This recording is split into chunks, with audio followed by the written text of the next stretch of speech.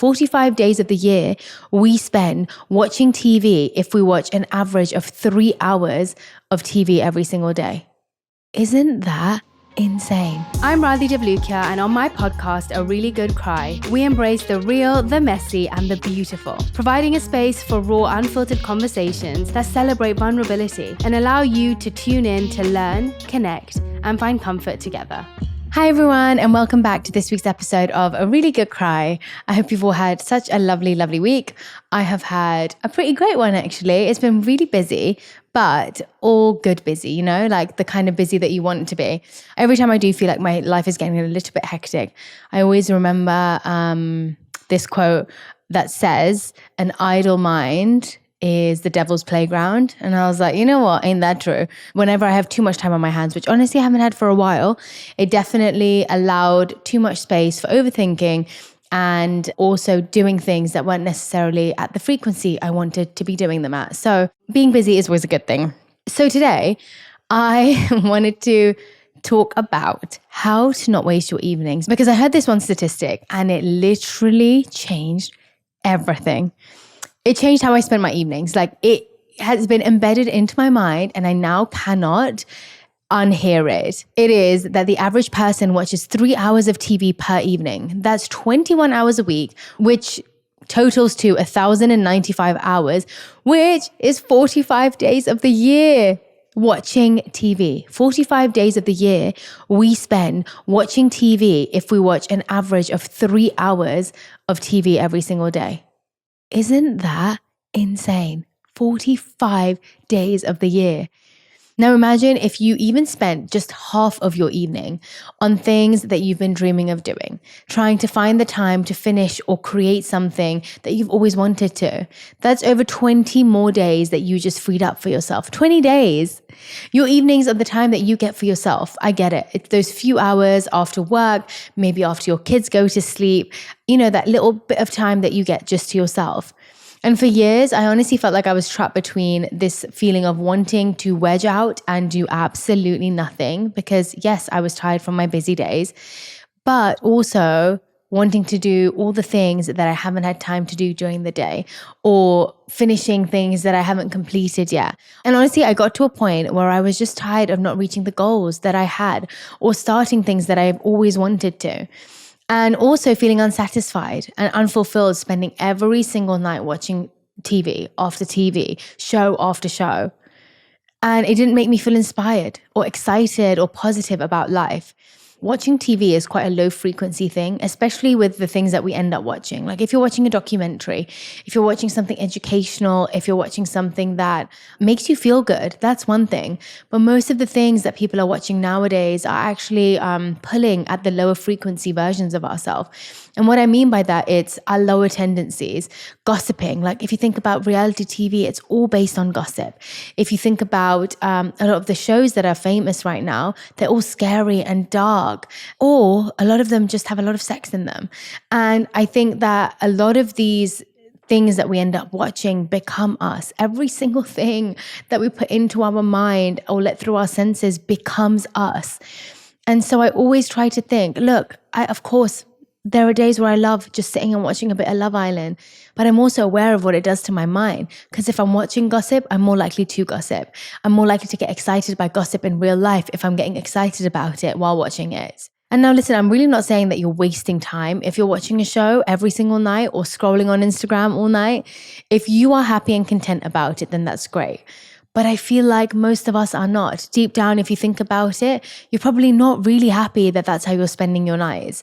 And it is not fulfilling you. So if you're like me and you're someone who keeps wishing that they had time to do all the things they wanted to do, the dreams, the goals, or the things in your life that you feel you just don't get the time to do during the day, or if at the end of the night you're thinking, what did I even do with my evening? I wish I had done this, or this. Then these few hours are your golden hours. And this episode is specifically made for you. This is the first step. If you've chosen to click on this, it means that you want to change how you are spending your evenings. I've been there. And so I know how frustrating the cycle can be. You finish work, you're tired, and I can't even imagine once you have kids, you then have to look after them. And then that means you just want to sit in front of the TV and decompress, switch off and not use your mind or body for anything. I had been saying for months I wanted to start a course. And I wanted to read this book, and I wanted more time to be creative or do dance classes or try new things. But I kept wasting my evenings doing the thing that I was used to over and over again that I actually don't want to be doing. So I looked into some of the psychology behind this, and there was something I came across called the reward system trap. After a stressful day, our brain craves instant gratification, like scrolling or streaming, to just activate some sort of dopamine feeling. The feel-good chemical that's in our brain is called dopamine. And so every single time we feel restless or tired or exhausted or not in a good mood, we're trying to find instant gratification where we can get this little hit of dopamine. And if we've already created the reward system being foods that are bad for us, TV that's not stimulating us, but gives us some sort of like excitement or a sensation like that, that's what we end up going to. But then I came across something which is called the future self-reward plan. It's basically when you choose to delay your gratification, and then that strengthens your self-control and motivation. And actually delaying gratification isn't deprivation. I grew up not doing a lot of things in my life. I grew up deciding not to do drugs or do alcohol or a lot of the things that people were trying to find instant gratification for when I was younger. And I spent a lot of my life being in discipline. And I remember when I was in discipline and people would see me, they'd be like, why are you restricting yourself? Why are you restricting yourself? Why are you not letting loose and having fun? And people really saw discipline and delayed gratification as me stopping myself or limiting myself. And they saw spontaneity and indulging in every single thing as being free. But actually, as I've gotten older, the thing that I've realized most is that discipline gives freedom. And actually, when you're controlled by your senses, when you're controlled by the things around you, when you're controlled by the things that you're eating or drinking or the things around you, you're actually not in control. And so my whole mindset around deprivation has completely changed, because actually controlling yourself is actually empowering. And so when you have the ability to not say yes to your senses every single time they come knocking, this delayed gratification actually makes you feel so empowered. You end up building trust with yourself. You prove to yourself that you can set goals, that you can stick to them, and that you can enjoy the rewards without impulsive decisions. Every single time that you follow through, you're essentially training your brain to prioritize long-term success over short-term comfort. I've also realized when we say we're so tired and we want to wedge out in front of the TV, a lot of the time it's us saying, I need some rest. But there's so many different types of tired and so many different types of rest. So let me explain what I mean by that. You have to reset your view of what rest actually means. I actually don't think people realize this, but there are different types of tired and different types of rest. So the different types of tired, what I mean by that is mental, physical, and emotional. And so in the same way, there are different types of rest that we might need, physical, mental, or emotional. And usually our solution to all of them is wedging out and watching something. But if you are mentally tired, actually stimulating your mind by watching TV may actually end up with you feeling more tired after watching it. So distinguishing what kind of tired you are and noticing the symptoms is so important. So for example, the next time you feel physically exhausted, maybe you've had a hard day on your feet. That could still mean you could read a couple of pages of a book while you've got your feet in a foot massager. Or you could sit cozy on your sofa and map out your next business plan. Physical rest means your physical body needs rest. But think, is my mind actually still ready to read a few pages or plan something or write something? You may still have that mental juice left in you. And if you're mentally tired, that might mean, maybe I just need to close my eyes and listen to some music. Maybe I need to not think about anything and actually put on a beautiful audiobook that I've been meaning to listen to. And so you're receiving things without having to actually put in effort to do anything mentally. And if you need emotional rest, maybe that means you just don't want to be around people. You want to lock yourself in a dark room and you just want to be with yourself. And so distinguishing between the three and then having solutions for the different ones stops you from just having the automatic go-to of just sitting on the sofa watching something. I think we also need to reset our view of what rest means. Like there's something called active rest. So over time, I really think that we've conditioned ourselves to associate evenings with passive consumption rather than meaningful rest. So we kind of have to reframe our evenings as more of a space for active rest, not passive consumption. What I mean by that is passive consumption is what I said, watching it in front of the TV. Active rest are the other options. What can I do that actually makes me feel fulfilled by the end of the day? The things that are going to make me feel like I've achieved the things I want to, while still feeling like I'm doing it in a non-anxious state. Because I think a lot of our day also, we go through it doing these activities anxiously. So maybe resting for you is just doing things slower in the evening, still doing the things you want to be doing, but doing them at a slower pace. We tend to base our standards and definitions of things based on what we've either seen others do in our family or what society encourages us to do. But something I remind myself of regularly is that just because it's the norm does not mean it's the right thing to do. Well, at least the right thing for me to do. So realizing that just because 80% or 90% of the world are sitting there watching TV after they've had a long day at work doesn't mean that's something you have to do if that's not what you actually want to do. The next thing I think can really help to get out of the patterns that you have created in the evening is a pre-commitment strategy. Do not make it an option or a decision to make. Have a pre-committed strategy. What that means is you pre-plan. Nothing happens without planning. You will go back to your automated response if you do not make an alternate plan for you to stick to. So if I feel like this, I will do XXS. If I feel physically tired, I will do this. If I feel mentally tired, I will do this. If I don't feel like doing any of them, the last resort is this. Have a plan A, a plan B, and a plan C so you just don't give up. So you know that you tried doing A, I wasn't ready for it. I got too tired for that. But maybe let me try plan B. And last off, if that doesn't work, let me try plan C. And if all else fails, then I will go to the TV. But usually you'll get to plan A or at least plan B and you'll feel like you'll have got at least a little bit more done than you normally would have. So for me, it's like, okay, I want to read 10 pages of this book. But if I feel too sleepy to read and I'm falling asleep, I'll say, okay, maybe I'll just read 5 pages. And if I really can't do that, I'll say, okay, maybe I'll listen to an audiobook. And if I can't do that, I'll say, okay, maybe I'll just watch a documentary of something that I'm really interested in. Maybe I'll watch the Food Network and watch something where I can learn and get inspiration from for the things that I want to make.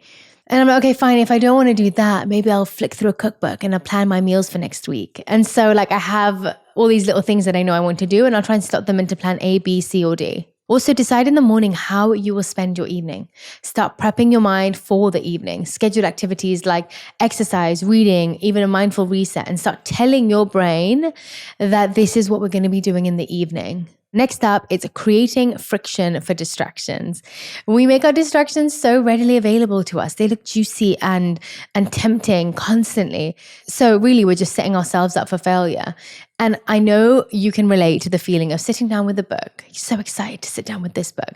You start reading a couple of lines and then your phone lights up next to you. And you're like, okay, fine, I'll just check it. It might be important. Next thing you know, it's been an hour and you've only made it to chapter 1, line 2, but you've scrolled through 100 reels. So ideally, leave all your distractions in another room. Create an area in your house or in your flat or in a little space, a little pillow where you know when you're sitting on it, you will not be touching your phone. We have that in our meditation area. We really try to not take any devices into there. Sometimes I fail, but the idea is there. Let's not take any devices into our meditation area, and therefore we create a sacred space where we know we're just connecting to our meditation practice there. And it can be the same for the things that you want to do in the evening, whether it's writing something, you just have the pen and the paper there, or whether it's reading something and you just have your book there. So ideally put your phone in another room or at least on do not disturb so you don't constantly have those notifications popping up and trying to distract you. I also read about something called identity-based habits. And it says that we're more likely to stick to our new habits if they align with how we see ourselves. So instead of saying, I should read instead of scrolling, say, I'm the kind of person who likes to read in the evenings. It's almost like creating this personality that you want to become rather than saying that you should or shouldn't do something. It's like, yeah, I'm the kind of person who reads every day. I'm the kind of person who plans her dreams in the evening. And so you almost like start to identify with this new narrative that you want to create. Next up, if all fails, bargain with yourself, okay? We all love a good negotiation. Tell yourself you'll do 20 minutes of the thing that you want to do. And then you can wedge out and do absolutely nothing. Usually when I tell myself that, I'll actually end up getting into it and spending way longer than I said. So I'll be like, okay, you only have to read 5 pages. So I'll read the 5 pages, Then I'll read another 5. Then I might read another 5. It really doesn't have to be a whole evening that you're spending doing these things that are life-changing. You can decide that you only want to spend half an hour or an hour that you dedicate to these things. And then the rest of the time is free for you to do whatever else you want, including watching TV. Habit stacking. One of my favorite ones. Okay, so I've gotten into this habit. Every single day I'm like, I want to walk more. And sometimes I don't want to walk at night. My body is physically tired. I usually have my workout in the morning, but then I also know I want to try and get 10,000 steps in. So what I've started doing is I have to work a lot on my laptop when I'm writing or writing for episodes like this. And so I've started doing a minimum of 60 minutes every single day after I eat lunch. I've got a treadmill and I've bought a little working desk that you can put on top of the treadmill. I can put my laptop and I can actually write while I work.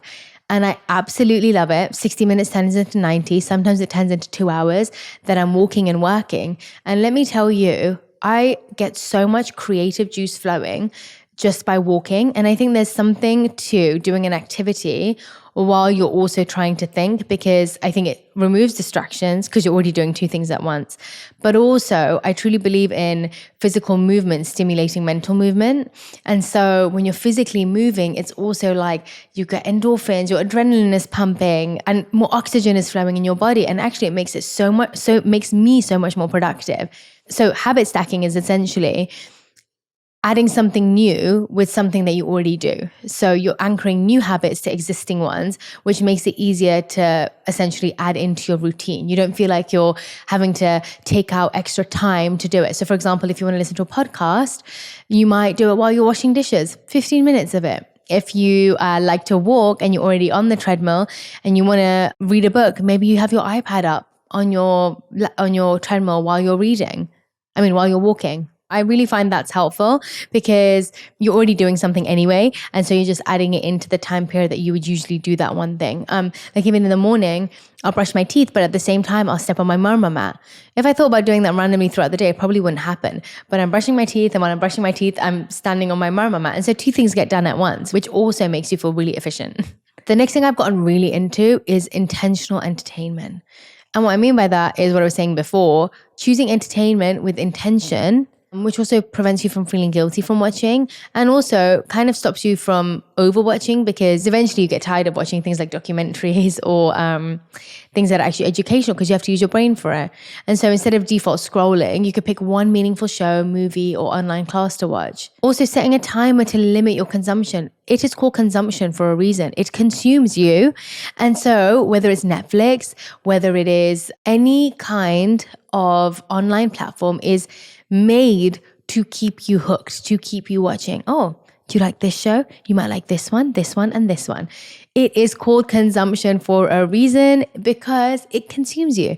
Set a timer, because let me tell you, one show will turn into 5. It's not called binge watching for no reason. You will sit there and you will end up binging, and hours will pass. And so make a choice to just say, hey, I'm watching this for an hour, and that is it. No matter whether I get through an episode or not, an hour is my limit. And then switch to another activity afterwards. Another thing I absolutely love that has held me accountable for my reading in the evening is accountability partners.